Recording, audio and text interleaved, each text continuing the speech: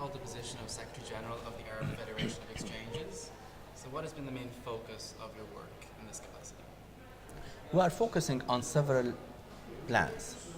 One of them is the exposure and relations with international exchanges, and we make this through our international conferences. We have an international conference.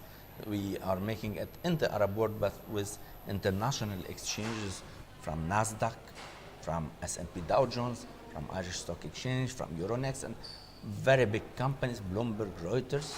And this is a way that we can gather international exchanges with regional exchanges, trying to combine their know-how with our regional experience and trying to get the most of this connection.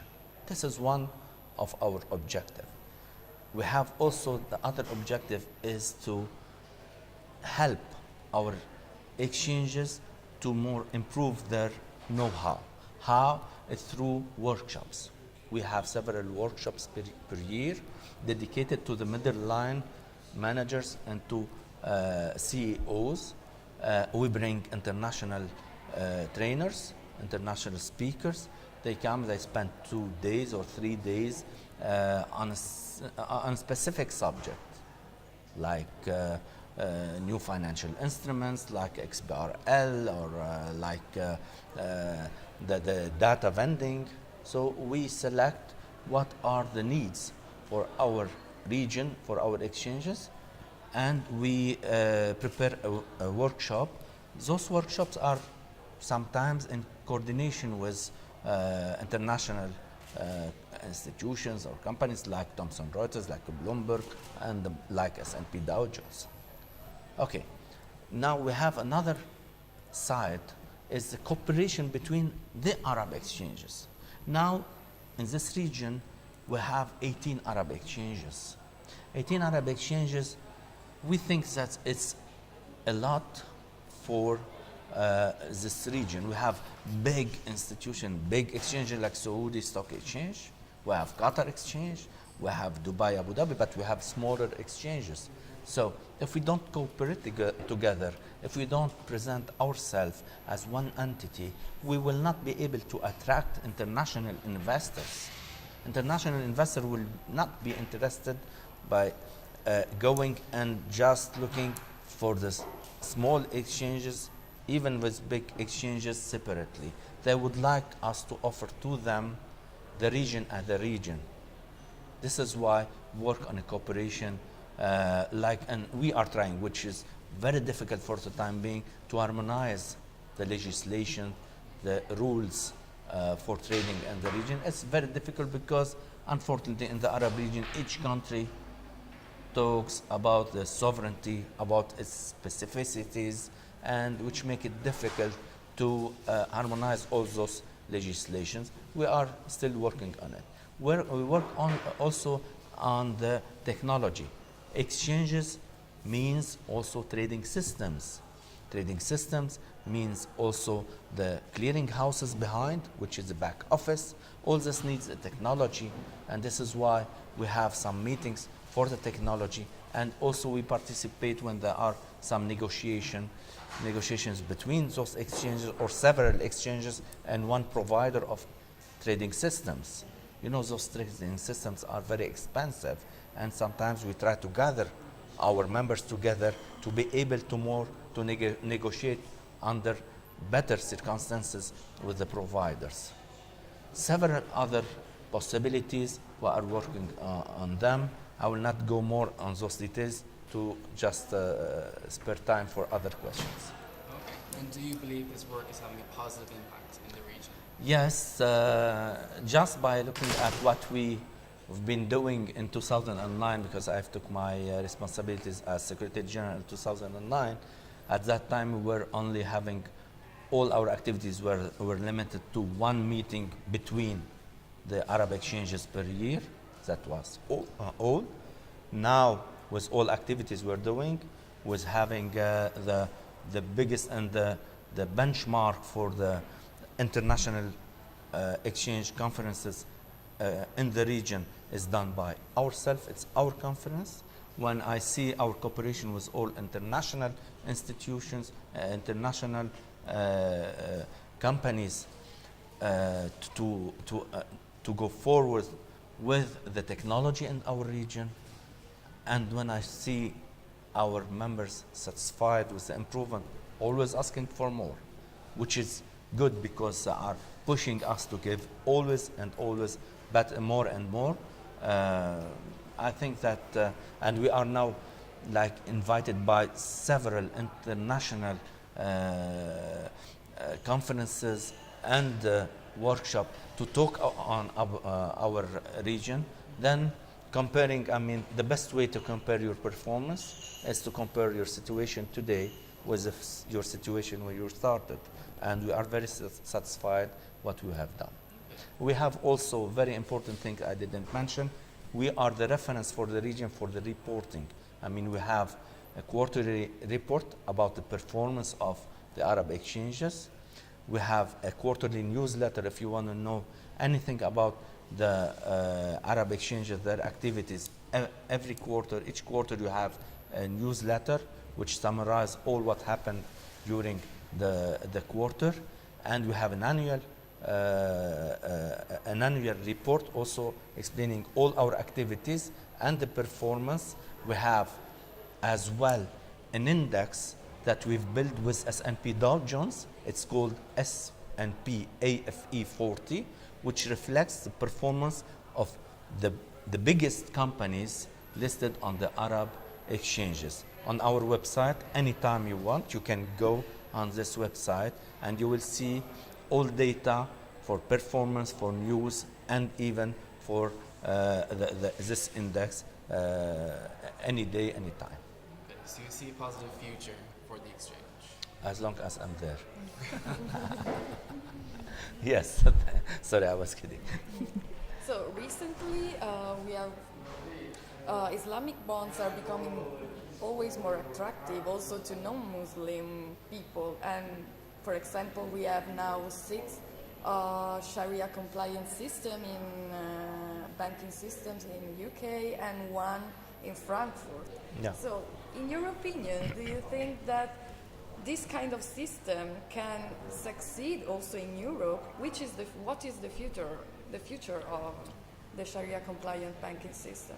The Sharia compliant banking system can be used by 2 kinds of investors. First of all, if you take the statistics, consider the statistics, the most the majority of investors investing in Islamic products are non-Islamic. They came from everywhere. Even some countries that are not Muslim, they are creating Islamic product and listing them on their exchanges. And it's well appreciated by the investors because of the return, because of sometimes the low risk, and the diversity. This is the first part of the investors, the non-Muslim. Second part, in Europe, now the community, the Muslim community, as you know, is growing. I've been in France between 1988 till year 2000. I'm holding a French nationality also, and I can tell you that the number of Islamic citizens or people living in Europe at that time were much less than now. So with this growing community in Europe, you will need also to offer them the possibility on investing in some products that they can find a kind of reference for them to invest in such instruments. They don't have to go to invest in the Arab region their money. Instead of investing it there, they can keep their money here in Europe and invest in those financial Islamic instruments. But do you think it's a more ethical way of doing finance? Doing finance or Islamic finance? Islamic finance. Ethical for Muslims. And can be also for Europeans, maybe. if they are Muslims. If they are not Muslim, investing, I want to be honest with you. When a non-Muslim investor invests in an Islamic product, he's investing not because of the ethics. He's Islamic because of, he is investing because of the return, of the less risk, and of the diversity, and he is finding his own interest. No one, if he's not Muslim, will invest for, investors, he look for return. He will not invest for ethic. But less risk can mean a more ethical way of doing. It's, I won't call it ethical, I will call it rational. Rational is optimize your investment with more return and less risk. This is optimizing your investment, optimizing the ratio return on risk. If you are able to do it and you find that you have your interest in the Islamic product, you do it. If you find your interest in other product, you will do it. You will not do it for ethics. It's completely different for Islamic people. Islamic people, they will tell you, okay, I might find more return and more optimal ratio, risk return, in other instrument, but due to my religion, I would like to invest my money in Islamic product, Sharia compliant, even if I think that I have other opportunities elsewhere, but sorry, this is where I will put my money. So ethics is not the right word I would use. And let's talk about cultural diplomacy. And in your opinion, how can it's possible to relate finance to cultural diplomacy? The diplomacy itself is guided by the finance. Diplomacy goes wherever the money is. We can change our diplomacy just because we have financial interests here or there.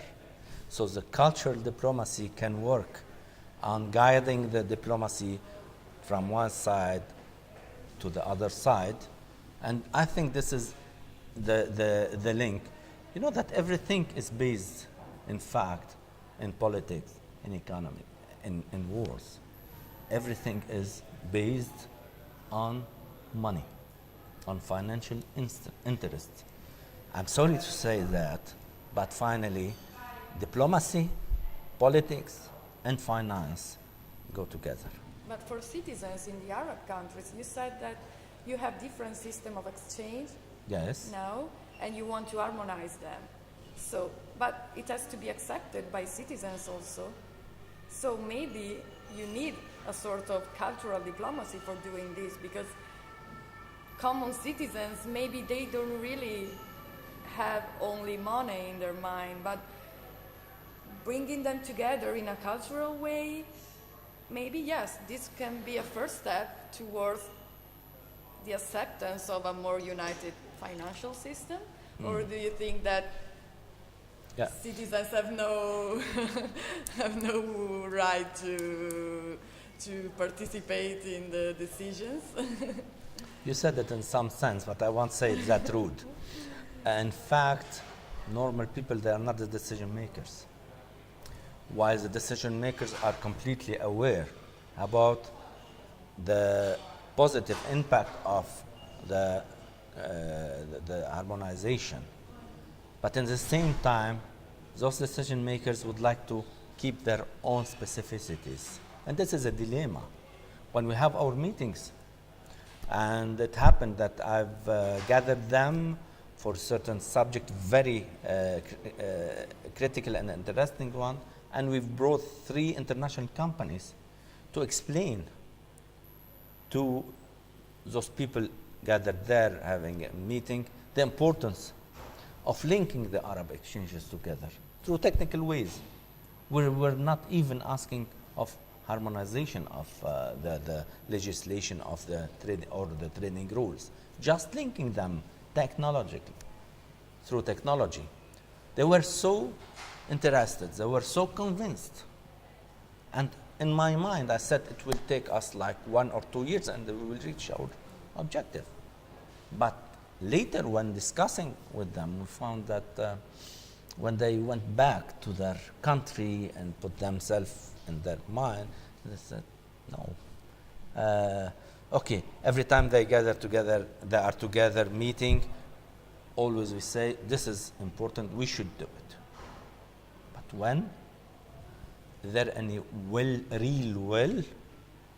I cannot say yes, I cannot say no, but till now, I know that since I've been the chairman of Beirut Stock Exchange since 1999 till 2009, I've been very active in the Arab Federation of Exchanges committees, and I've been one of the most keen people to work on unifying those exchanges since 1999, and this work started even before me, since 1995 even. I've been still in France at that time. Till today, we didn't reach any single improvement on this level. So, if you want to talk about the cultural diplomacy, if you take it as teaching or implementing the idea of unification for the youth, for the teenagers, for the students in the universities, yes. If we start implement this idea for a later stage, okay, it will take us until those people become leaders or decision makers. It will take time, but we should start somewhere. And many efforts were already done on this level, but still we need a lot to do.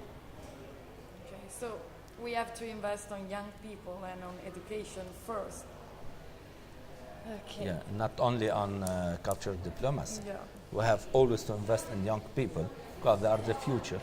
So related to We are the this, past. what advice would you give to young people who want to pursue a career in the finance? My first advice is to approach the finance in a methodic way and to not be so emotional while talking about and studying finance. What do I mean by that? I mean, I meet a lot of young people when they see, especially exchanges, trading, they are so excited about it. When I receive trainees in my office or in other circumstances, they think that, okay, trading, exchanges, all this will lead us to become millionaire. They don't know that this is the most dangerous and difficult field in the business. It's not that easy. If everyone is gaining money, we wouldn't have found any, you wouldn't have found me here giving any speech, or I would have been a millionaire now, and you would have been on my yacht taking and making your interview. It's not that easy. Studying finance is to go slowly to master the keys of the finance, but finally is to optimize the risk-reward ratio and to help people to take less risk with more return. But it's never that magic. It's never with a few years you will become a millionaire. You will become consultant. You will think that at a certain time you will become a millionaire, and finally at 50 years old you will find yourself as a consultant or writing books, selling your books. And this is why I tell all students I meet or when I'm giving conferences, and sometimes and the library now on internet, you'll find several books entitled The Secrets of Wall Street. Oh, read it. And then another one has The Secrets of Wall Street, a third one, and I've told my student or other people, young people, if they really discover the secret of Wall Street, why are they wasting their time by writing books and selling books. This is that cruel, what I'm saying, but it's not easy to gain money. The easy money doesn't come just because you studied finance, just because you were just trading on the market or learn how to trade. Believe me, how many nights I spent having 2 laptops here and here, sleeping during the financial crisis, waking up every 15 minutes or 30 minutes, watching the market, having the charts this side and the trading platforms this side, not sleeping during how many days and nights. Is one of the most difficult job you can do. If you want to gain money on the financial market, don't be a trader. Don't be an investor. You know what you should do? To gain money, you should be either a stock exchange or a broker. Why? Because when the investor gain money, trades, even either he's gaining money or not, he's paying commission. This commission will go, part of it to the broker, a part of it to the stock exchange. It's like banks. Banks, they take interest either and commission on your account when you buy and sell and you retrieve money, you put money. Either if you gain with your company, with your business, or you lose. They have their own commission and interest rate. Same thing, this is the banking sector. In the capital market sector, you should be broker or an exchange. Okay, it's in your interest that the investor gain money because he will prosper, he will trade more. But finally, even if he lose or gain money, you are gaining your percentage. So I don't want to give certain example I have in my hand, but finally take it as it is. I don't want to say more about it. But we can sum up saying that for all, more pragmatism, maybe to be more. Okay, stop. Okay. Okay, no. In fact, it's an amusing job. I love this job, but don't expect to become millionaire with it.